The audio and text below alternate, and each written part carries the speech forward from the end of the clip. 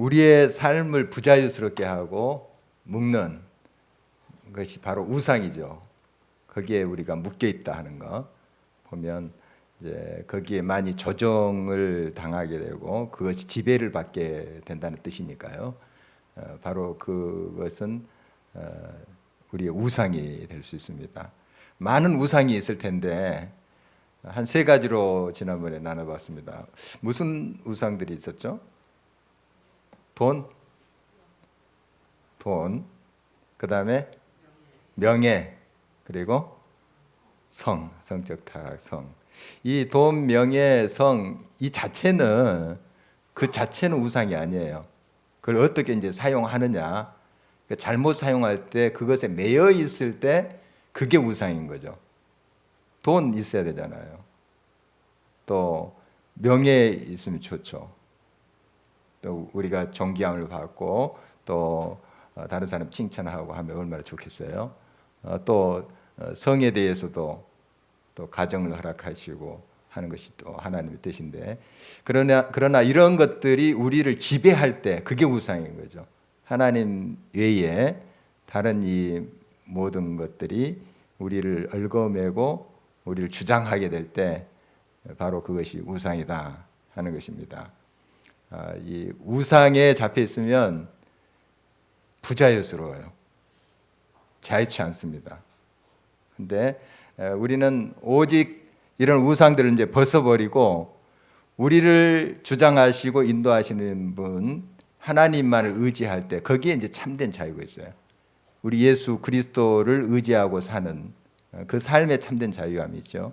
진리를 알지니 진리가 너희를 자유케 하리라. 진리는 바로 예수 그리스도세요. 나는 길이요 진리요 생명이다. 바로 예수 그리스도 안에 있다 하는 것, 진리 안에 있다는 뜻이고 진리는 또 하나님 말씀이죠. 말씀이 육신이 되어서 오신 분이 예수 그리스도시니까 바로 그거죠. 진리 안에 있는 자 참된 자유함이 있습니다. 그러니까 예수님 중심으로 살 때 자유함이 있어요. 예수님 대신에 그 어떤 것이 그 자리를 대체할 때 돈이라든지 명예라든지 이렇게 이런 것들 그것이 예수님 대신에 내 삶을 주관할 때 바로 그 대상이 우상이다 하는 거 다시 한번 정리해 봅니다. 여러분 참된 자유인이십니까? 오늘 또 그 자유를 마음껏 누리면서 사셨나요? 표정들이 왜 이래요? 예, 여러분 참된 자유인이에요. 예수님이 계시잖아요. 예수님이 우리 마음 중심에 계시고 또 우리 주님이시잖아요.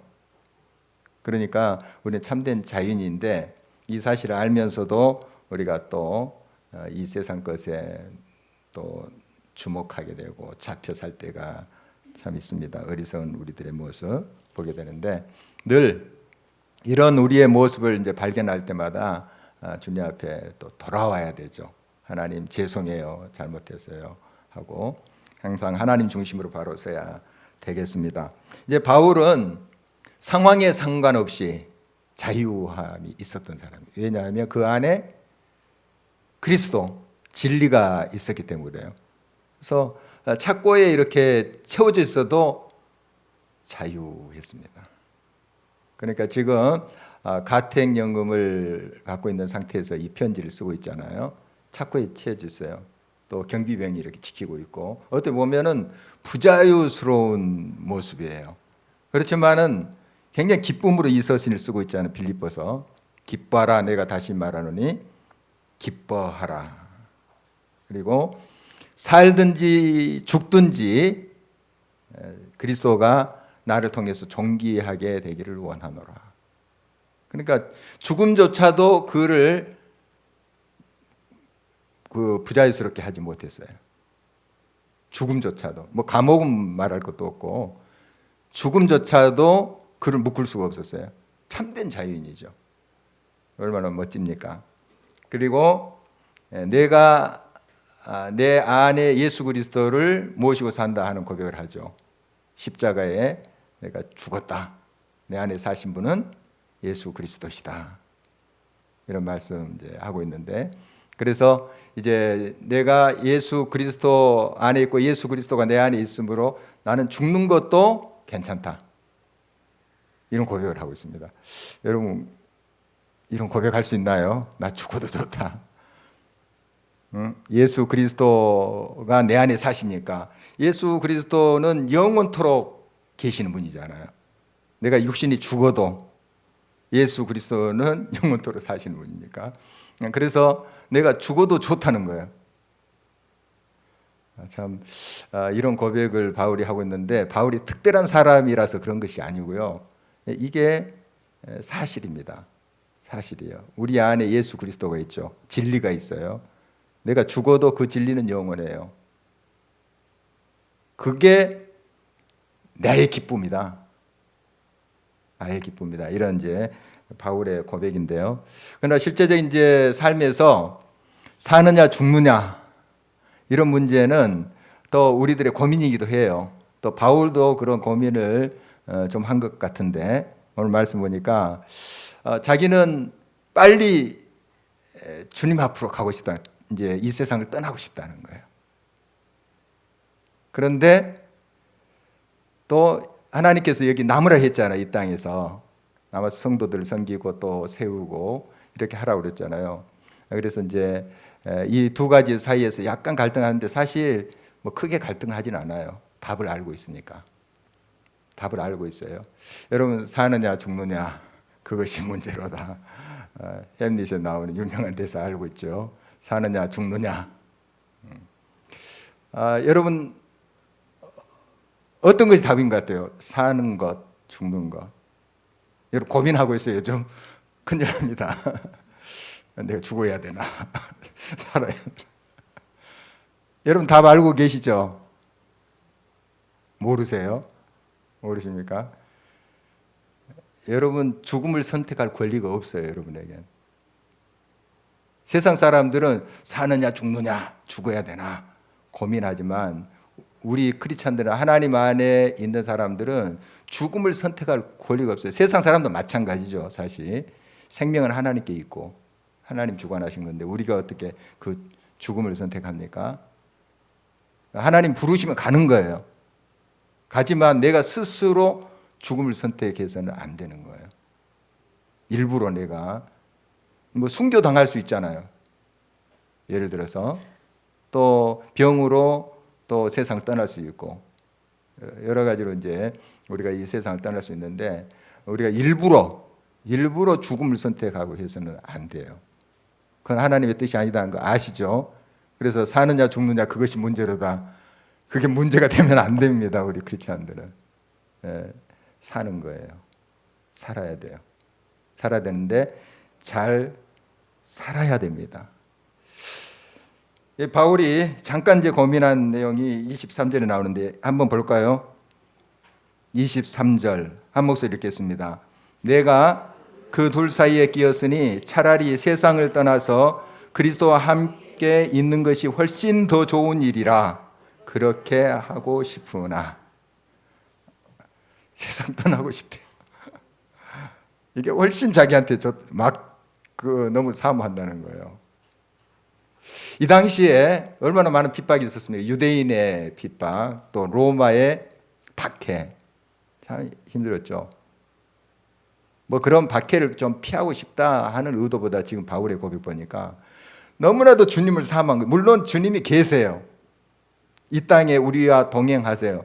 하지만 저 천국, 그 영원한 그 천국에서 주님과 함께 하고 싶다는 그런 소망 아닙니까? 그래서 그게 나한테 더 좋은 일이다.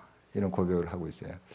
여러분, 지금 이제 당장 오라 하면 아멘 할렐루야 하고 가시겠어요? 오라 하는 거 의미 아시죠? 오라 할 때 아멘 할렐루야 하고 가시겠어요? 주님 조금 더 있다가 조금만 더 있다가 좀 준비가 안 됐는데요. 조금만 더 있다가 좀 이런 생각들 좀 있잖아요. 전혀 동의하지 않는 눈치 같은데 동의하신가요? 조금만 더 있다가 지금 당장 여러분 하늘나라로 부르시면 아멘 할렐루야 하실 수 있어요? 조금 더 준비하고 조금 더 나이 많으시면 나이 많으시면 또 그러신대요. 그런데 그렇지 않은 사람 많이 봤어요. 그렇지 않은 사람 많이 봤어요. 아무리 죽음 직전에 가서도 그렇게 아멘 할렐루야 하지 않더라고요. 예수님 몰라서. 맞습니다. 우리 권사님 딱 답을 알고 계시잖아요. 답을 알고 계십니다. 지금 이제 바울은 진짜로 이게 뭐 자기 믿음 좋게 보려고 해서가 아니고 진짜로 세상을 떠나서 천국에 가고 싶은 거예요. 이 당시 이제 2000년 전에 지금 밖의 상황이고 또 천국에 대한 기대들 얼마나 많이 했습니까? 또 우리 일제 강점기 때 우리나라 신앙 선배들 보면 그 옷이 없어서 마라나타 예수의 옷이 없어 이런 뜻 아닙니까? 그리고 빨리 천국 가고 싶다 하는 그런 고백들을 우리가 듣고 있잖아요. 사실이죠. 사실입니다. 그런데 바울도 사실 개인적으로는 빨리 천국 가고 싶은 거예요.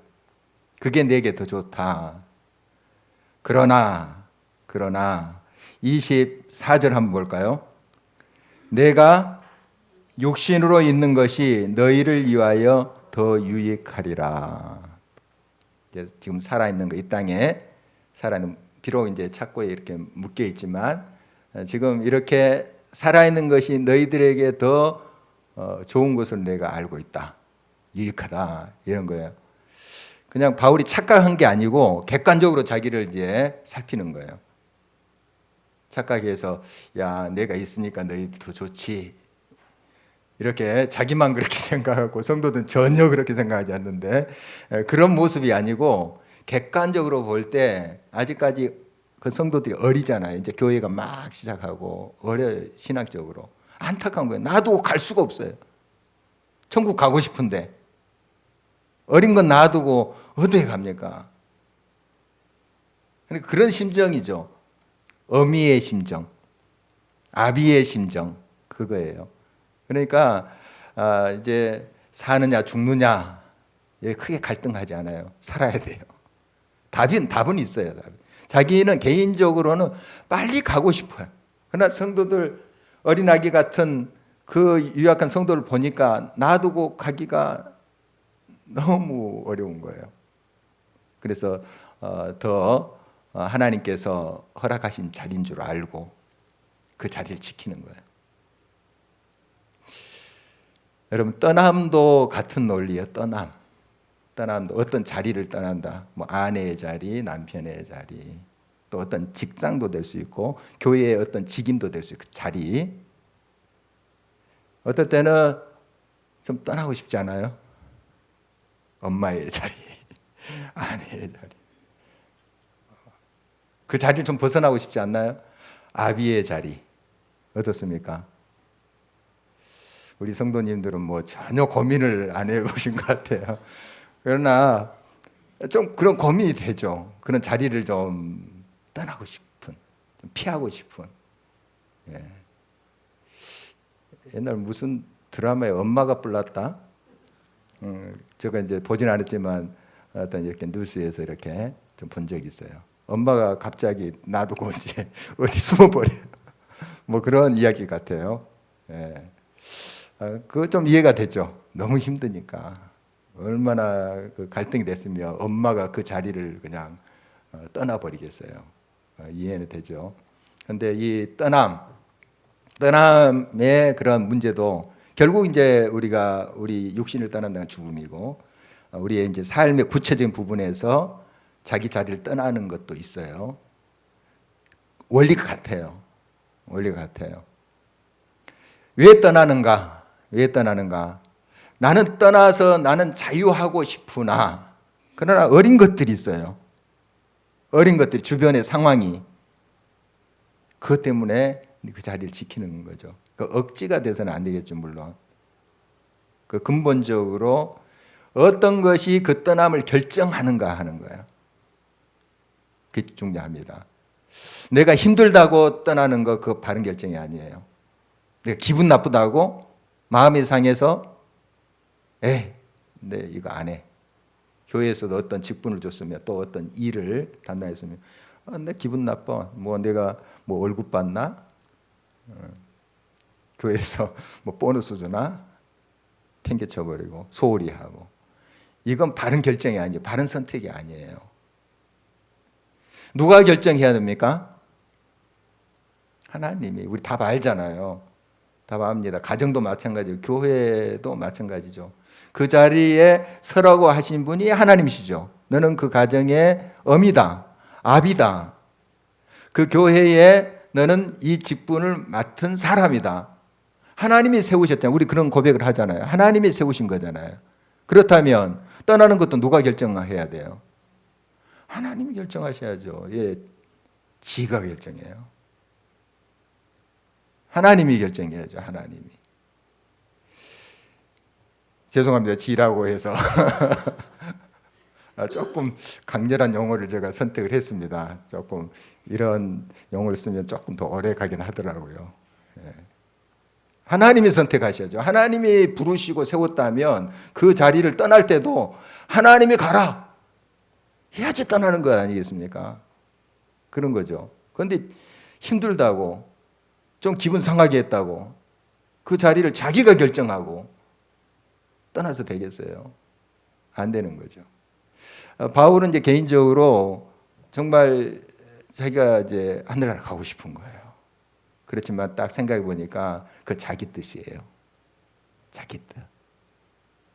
하나님은 머물러 있으라 하지. 아직 때가 아니다. 또 내가 부를 때 너 와야 돼. 부를 때 너 사명을 마쳤다고 생각할 때 내가 부를 거야. 그런 거 아니에요? 그때 가면 되지.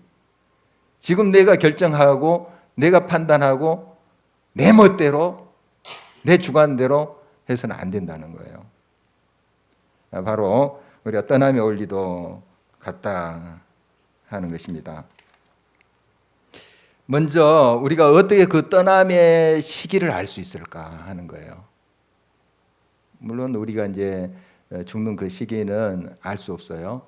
알 수 없지만 어떤 자리를 이제 떠난다 할 때 그 떠남의 시기는 첫 번째 하나님이 아십니다. 하나님이 아세요. 물론 쉬운 건 아니에요. 하나님의 뜻을 안다는 거 쉬운 게 아니에요.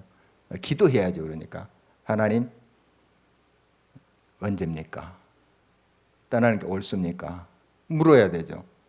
물어야 됩니다. 항상 하나님께 물어야 됩니다. 하나님이 결정권자이시니까. 그 다음에 자기가 알아요.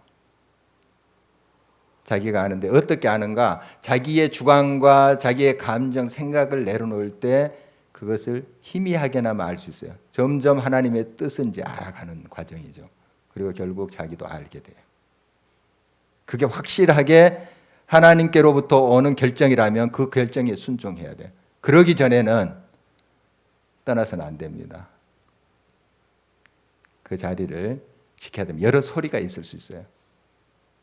여러 그 공격들이 있을 수 있어요. 그러나 하나님이 머물라고 하는 그 시간, 거기에 묵묵히 잘 그 자리를 지키고 가야 됩니다. 우리가 이제 사느냐 죽느냐 하는 선택에서 우린 답을 알고 있어요. 죽는 것은 하나님의 소관이에요. 하나님이 부르실 거예요. 하나님 결정하십니다. 자, 그런데 우리는 이제 살아야 돼요. 그렇다면 살아야 되는데 어떻게 살아야 됩니까? 어떻게 좀 어렵죠. 잘 살아야 됩니다. 잘 살아야 돼요. 잘 살아야 되는데, 자, 방금 24절 읽었는데, 내가 육신으로 있는 것이 너희를 위하여 더 유익하리라. 이렇게 이제 고백을 했습니다. 이 바울은 정말 하나님의 진리의 말씀, 하나님 명령을 잘 알고 깨닫고 그 명령에 따라서 살도록 노력했던 그런 사람입니다.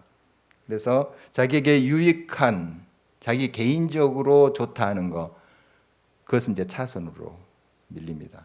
그리고 하나님이 좋아하시는, 하나님이 기뻐하시는 그것은 이제 선택해요. 하는 것은 이제 보게 됩니다. 그래서 지금 힘들고 지금 괴로움이 있다 할지라도 그 삶의 길을 갑니다. 그 사명의 길을 가는 바울의 모습을 보게 돼요. 그저 한숨 쉬듯 물어볼까요? 난 왜 살고 있는지. 나 슬퍼도 살아야 하네. 나 슬퍼서 살아야 하네. 이 삶이 다하고 나야 알 텐데 내가 이 세상을 다녀간 그 이유 나 가고 기억하느니 나 슬픔까지도 사랑했다 말해주게. 여러분 좀 귀에 익숙한 말 아닙니까? 명성황후 그 주제가라고 그래요. 조수미가 불렀다고 하는데 그래서 제가 한번 들어봤습니다. 좀 귀에 익숙한 노래더라고요. 근데 가사는 이렇게 제가 자세히 못 들었어요. 들으니까 굉장히 심오하더라고요. 예. 나 슬퍼도 살아야 하네. 나 슬퍼서 살아야 하네. 예, 여러분 때로는 벗어나고 싶어요. 그 자리, 무거운 자리, 그 사명의 자리, 가정에서도 그렇고 공동체에서도 그렇습니다. 좀 벗어나고 싶죠. 내가 왜 이 십자가를 지고 가야 돼? 이런 생각. 왜 내가 이러한 괴로움을, 슬픔을 당해야 돼? 이런 생각이 있지만 바로 그 사명 때문에 사는 거예요. 슬퍼도 아니 슬퍼서 살아야 하네. 참 이런 이제 노래지만 굉장히 의미가 있더라고요. 여러분 왜 사는지 그 목적이 무엇인지를 우리가 살펴야 되겠습니다. 우리는 불의시 전까지 스스로 죽음을 선택하고 떠남을 선택해서는 안 된다. 이거 철칙입니다. 지금 이것은 하나님께서 원하시는 거예요. 하나님이 결정하시니까 그건. 그러나 이게 하나님의 뜻인지 내 뜻인지 이제 그걸 분별하는 문제는 남아 있어요.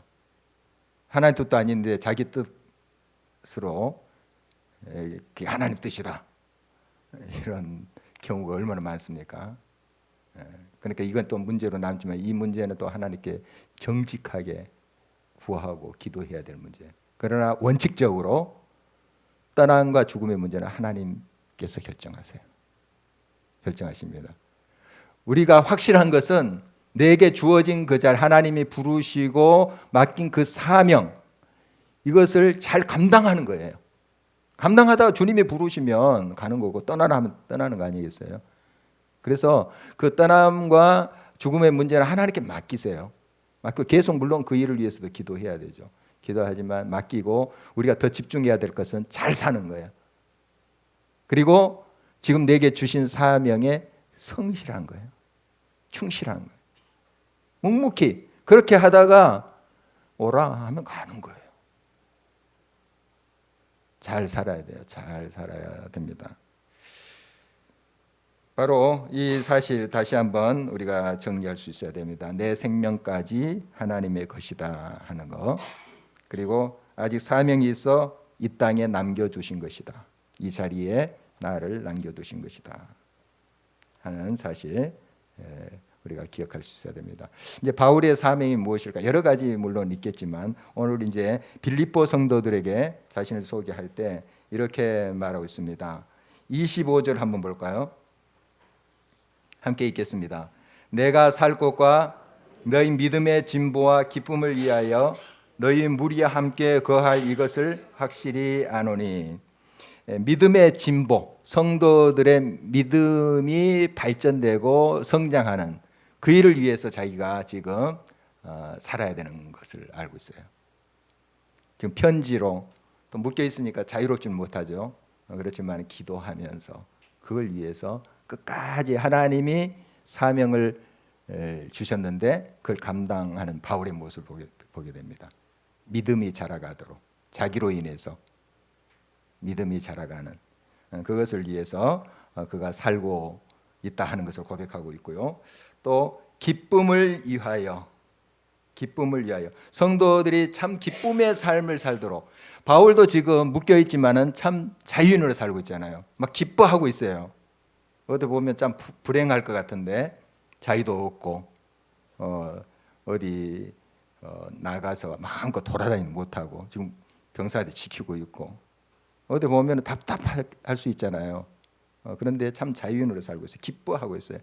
이제 성도들에게도 자기를 통해서 참 기쁨의 삶이 무엇인가, 자유인이 되는 그런 삶이 무엇인가를 좀 성도들 도전하고 자기가 있음으로, 아직 남아 있음으로 그것을 또한 가르치기를 원했던 것이죠.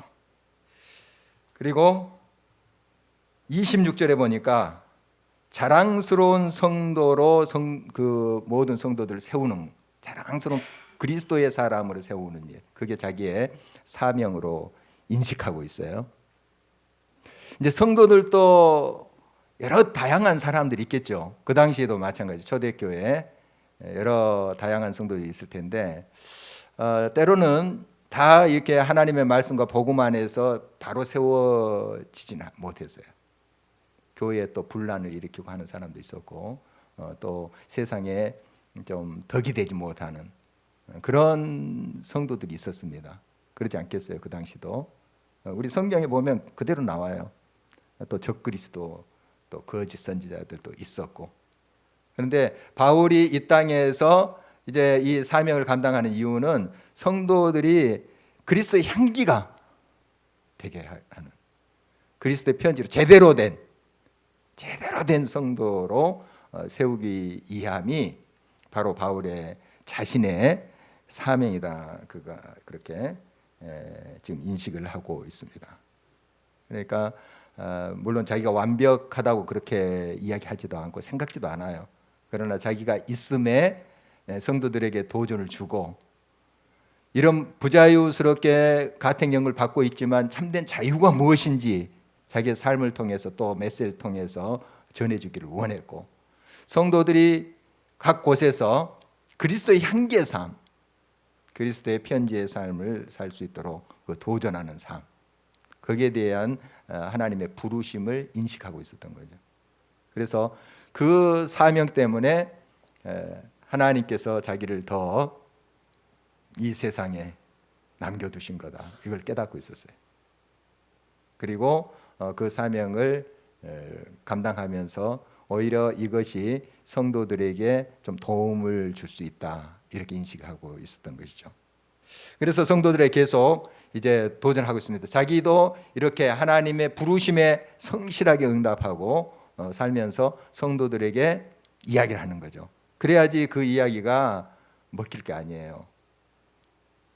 내가 바로 살면서 성도들에게 좀 이야기하지, 그래도 조금 이렇게 동의를 하지 않겠어요?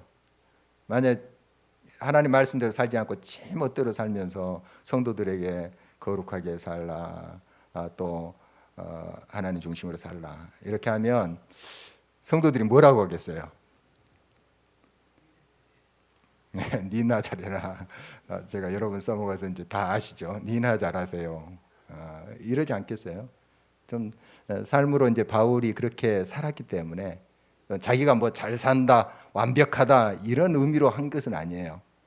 아니지만 그렇게 살려고 이제 했던 바울의 모습 우리가 알고 있잖아요. 그렇게 살면서 성도들에게 도전합니다. 너희들도 잘 살아라, 이런 뜻이에요. 복음에 합당하게 생활하라 하는 것은 말씀 가운데 바로 살아라 하는 도전의 말씀이라고 볼 수가 있습니다. 먼저 이제 잘 사는 게 뭔가 하는 거죠. 여러 가지가 있어요. 오늘 이제 본문에 있는 것만 이제 몇 개 이렇게 추려서 같이 나누려고 하는데, 한마음 한뜻으로 협력해라 하는 거예요. 계속해서 27절 하반절 볼까요? 27절 하반절. 자, 이는 여기서부터 읽겠습니다.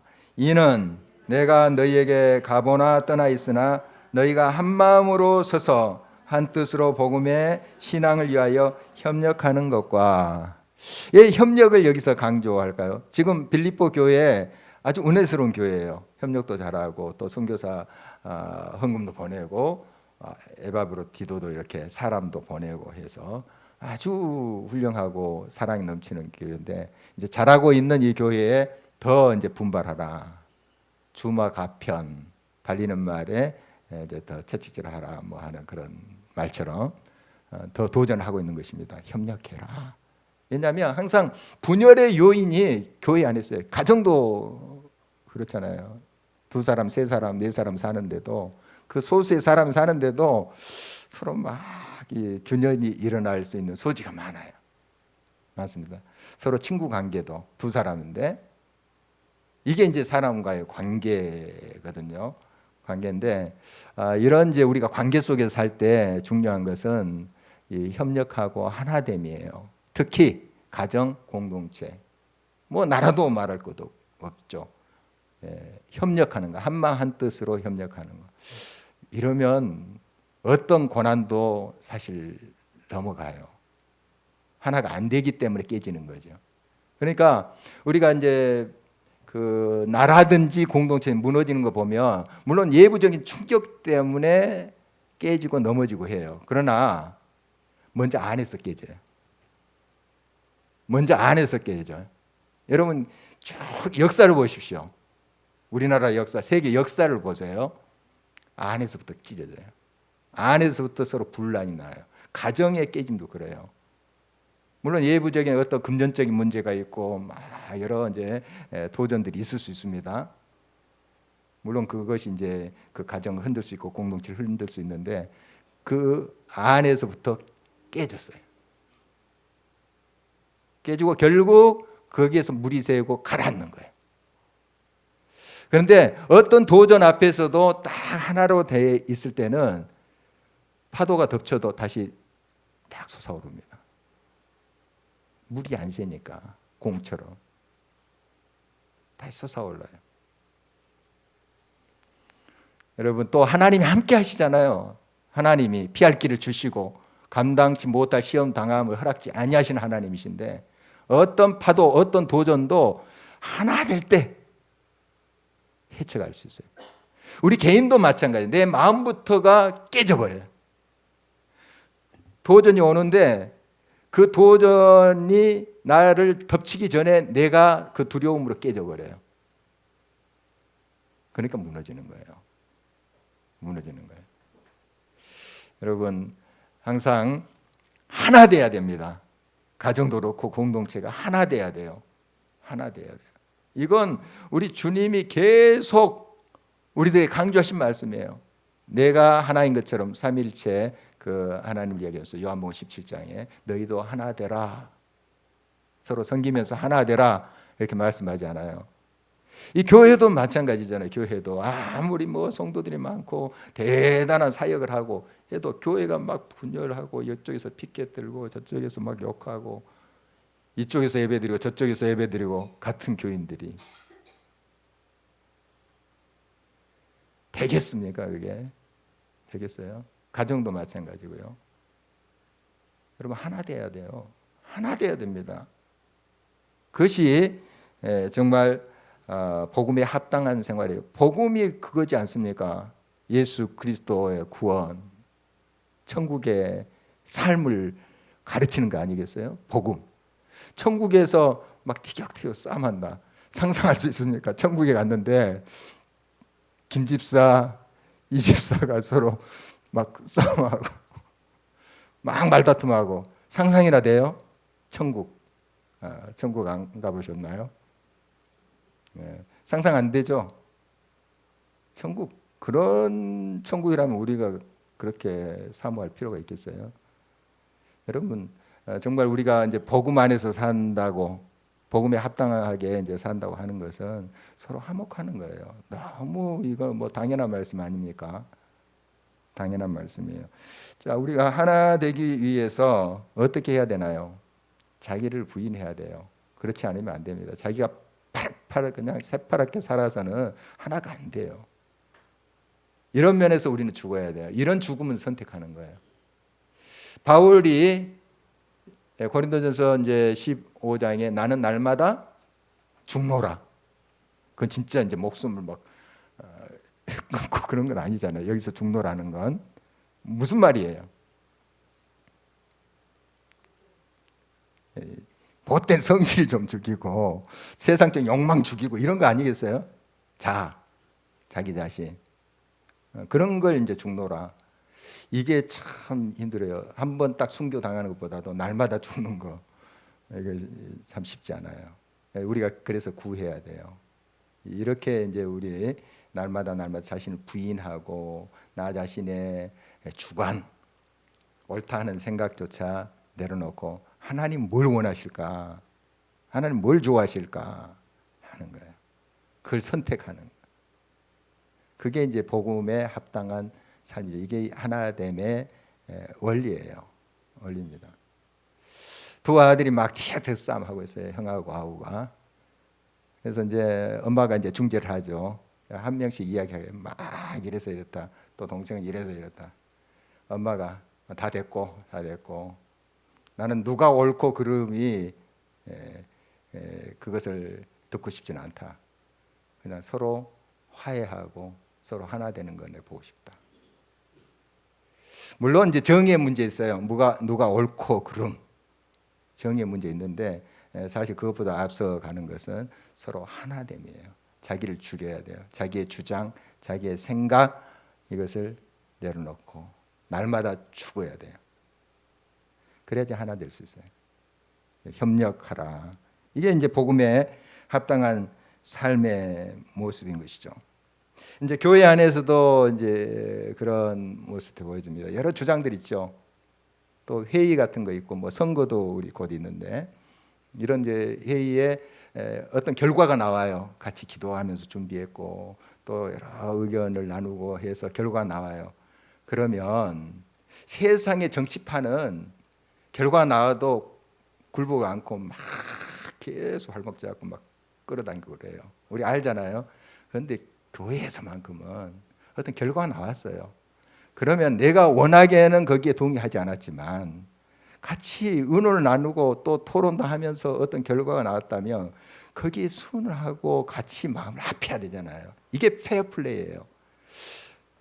축구 선수들이 이제 서로 해요. 그 모든 심판도 공정하게 했어요.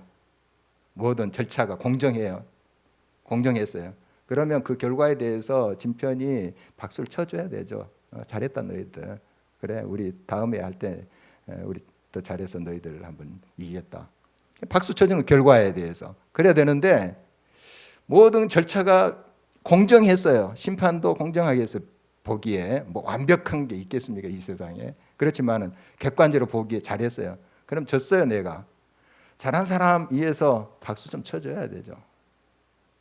그러지 않겠어요? 세상에도 이걸 페어플레이를 해요.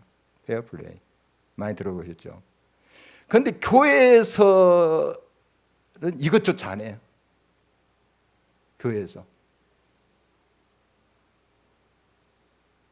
여러분 이게 바로 하나를 금가게 하는 것입니다. 금가게 하는 거예요. 우리가 하나로 이렇게 의견이 이제 종합이 되면 결과가 됐다면 같이 마음을 합해서 같이 거기에 힘을 써주고 나는 워낙에 반대했지만 또 어떤 사람 책임을 지고 할 때 또 어떤 책임을 또 그 결과에 질 수도 있잖아요 자기가. 그럼 최선을 다해서야지. 얼마나 멋집니까 이게. 이게 교회에서부터 돼야 돼요. 그래야지 이 사회에 우리가 그런 기대를 할 수 있는 거죠. 근데 교회가 더 심하다. 무슨 소망이 있겠습니까? 우리가 하나 돼야 됩니다. 하나로 협력해야 된다. 이게 그리스도의 합당한 삶의 모습인 것이죠. 두 번째로 28절 말씀 계속해서 읽어봅니다. 무슨 일에든지 대적하는 자들 때문에 두려워하지 아니하는 이 일을 듣고자 함이라. 이것이 그들에게는 멸망의 증거요 너희에게는 구원의 증거니 이는 하나님께로부터 난 것이라. 대적하는 자들 때문에 두려워하지 않는 것. 복음에 서 있는 사람, 참된 자유인은 여러 핍박과 환난이 있지만 거기에 두려워하지 않아요. 물론 그 감정이 있어요. 두려워하는 감정은 있어요. 그러나 거기에 매이지 않아요. 그 두려움보다 그 고난보다 크신 하나님을 보기 때문에 하나님을 인해서 그 고난을 이겨갑니다. 바로 우리는 여러 도전, 고난 그 때문에 두려움에 잡혀서는 안 된다 하는 것입니다. 또한 은혜도 있지만 우리의 삶에 고난이 있다 하는 것을 인정하는 거예요. 고난이 있다, 이걸 인정하라니까 좀 마음이 무거우시죠. 고난을 없으면 좋겠는데. 그러나 여러분, 고난이 있습니다. 제가 예언합니다. 여러분의 삶에 고난이 있어요. 고난이 있는데, 여러분 어떨 때 이 고난을 우리가 이길 수 있는가 하면, 은혜가 충만할 때 고난이 이겨요. 은혜가 충만할 때. 자, 사람마다 고난이 다양하고 또 고난도 크고 작은 게 있어요. 그런데 작은 고난 때문에 무너지는 인생들이 더 많아요. 사실 큰 고난보다. 어떻게 보면 무슨 문제인가? 이 고난을 품을 수 있는 은혜가 부족하다는 거예요. 그것 때문에 무너지는 것이지 그 고난 자체로 무너지질 않아요. 여러분, 굉장히 큰 고난이라고 생각되는데 그것을 믿음으로 이겨가는 사람도 있어요. 그러나 저 정도는 좀 이길 수 있는데 그 고난 때문에 막 스스로 삶을 포기하고 무너지는 인생도 얼마나 많은지 모릅니다. 그러니까 우리에게 주신 하나님의 은혜가 얼마나 큰지, 그 은혜가 충만함이 참 중요해요. 아까 이제 점심 때 같이 몇몇 사람이 카페에서 이제 식사를 했는데, 그 청년 한 명 있었어요. 이번에 이제 그 해외 선교 다녀온 청년이에요. 그런데 이번에 뭐 어려움 없었냐, 뭐 힘들지 않았냐 그랬더니 힘이 들었어도 힘이 하나도 안 들었어요. 앞뒤가 말이 맞지 않잖아요. 힘은 들었어도 하나도 힘이 안 들었대요. 무슨 말이에요? 그 앞뒤가 안 맞는 말 아니에요? 그런데 여러분 이해하신가요? 이해가 되죠? 그렇죠. 딱 이해가 되잖아요. 그런데 세상 사람들 이거 뭐 힘이 들었는데 힘이 하나도 안 들었다. 말이 안 맞죠. 그러나 우리는 알아요. 너무 은혜 충만한 거예요. 막 기쁨 충만한 거예요. 그러니까 그렇게 씻을 물도 제대로 없고 참 힘들잖아요. 잠자리도 그렇게 불편하고. 그런데도 기쁨 충만, 성령 충만하니까 이게 힘든 일인데 그 힘든 것은 느껴지지 않는 거예요. 여러분, 그거예요. 하나님의 은혜 충만, 성령 충만함. 이것이 문제지, 고난이 크고 작으면 우리가 계속 거기에 집중하고 그러는데 거기에 근본적인 문제가 있는 게 아니에요. 여러분, 고난이 있을 거예요. 여러분 삶 속에. 두려워하지 마세요. 누가 계십니까? 하나님, 우리의 은혜가 되시고 성령의 충만함을 함께 하시는 그 예수 그리스도가 우리 가운데 계시잖아요. 은혜 충만하면 모든 것을 넘을 수가 있어요.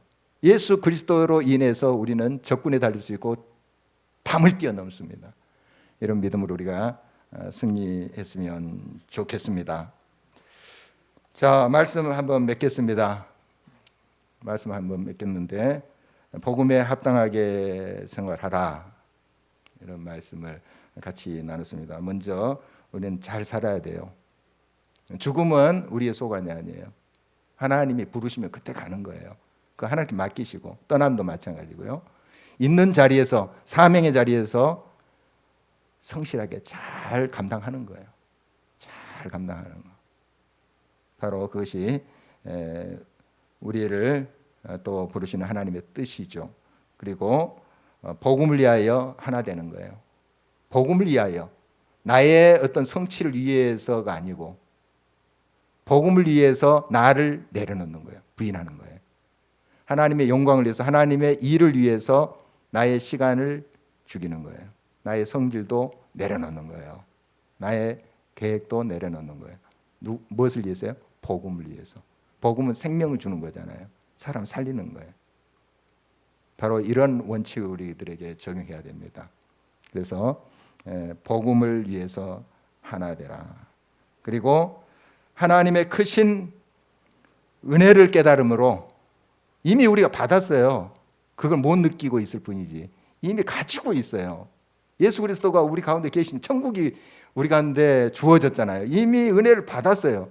그래서 은혜 주십시오 하는 그 표현은 정확하게 말해서는 틀린 표현이에요. 사실은 이미 우리는 예수 그리스도를 받은 사람, 생명을 받은 사람들이에요.